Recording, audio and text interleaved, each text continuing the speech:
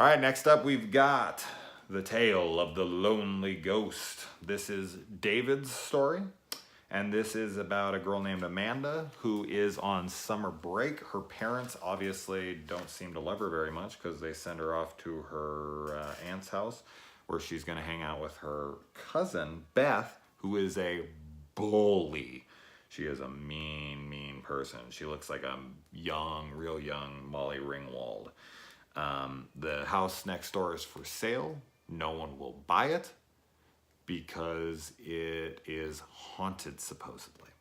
There is a nanny that works at the house, and Amanda goes and tries to say hi to her, and Beth sees her and she's like, "Don't touch her, gross!" And the woman like runs off, and she's like, just in shame. And Amanda goes and asks Beth, "What the heck?" And she's like, "That woman is gross and disgusting, and if you touch her, you'll never be allowed to touch any of my dolls or any of my things ever again." That's pretty harsh. Beth really, really needs to chill out. She also calls her a Zeeb in this show. I don't know if this is a Canadian thing, because I'm from the United States, and this is a Canadian show. But we have dweeb here. Is that kind of like that? Is it like a combination of the two? I have no idea. And then she is told by Beth that if she wants to hang out with her and her friends during the summer, she is going to have to go through an initiation, which is a setup for tons and tons of horror movies.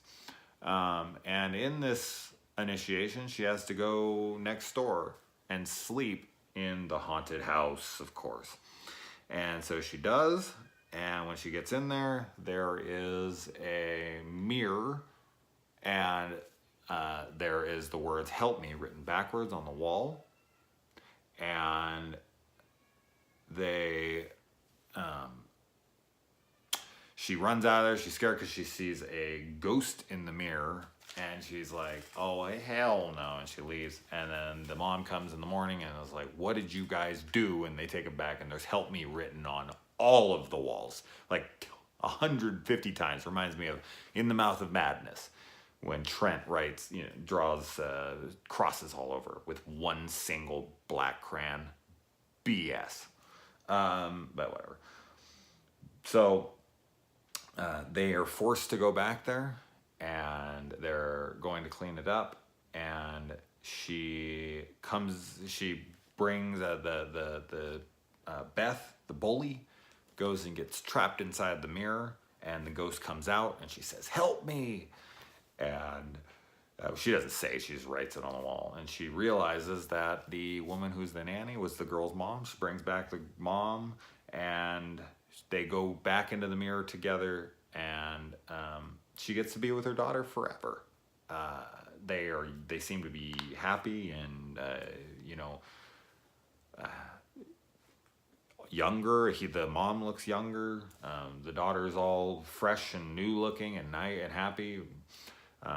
And then Beth she thinks she's still locked in the mirror, but she's actually in the closet. And just so happens Beth's friends walk in at that moment, and Beth's in there crying and pleading and saying, "I'll never do it again," and whatever, which loses her street cred. Swift justice.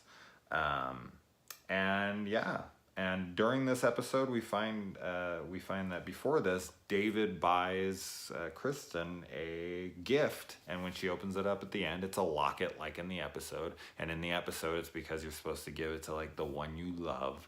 So this is supposed to be an obvious wink to her. I don't know how much she gets it, but she's kind of flirts back with him a little bit. So we get a little love interest here. I don't know how much that retains in the show, but I'm looking forward to seeing if that actually, plays out at all, or if it just won't ever be addressed again. I don't know. Maybe she rejects him off screen and he never talks to her again. I have no idea. Beth is really obsessed with dolls in this episode, which she's like supposed to be the cool girl who's like, "If you want to hang out with me and my friends," or whatever, but she's got like this really girly kitty collection, which I don't know. I just don't feel like it fits her character at all. And the thing that lures her into the mirrors is the girl's toys. She's like, "Look at her doll collection. Oh my God, they're amazing." And I'm not saying there's anything wrong with collecting dolls. I'm just saying that this girl's supposed to be so cool. didn't think like a bunch of stuffed animals on her bed would be considered cool to her. I don't know. So anyway, all right, let's move on.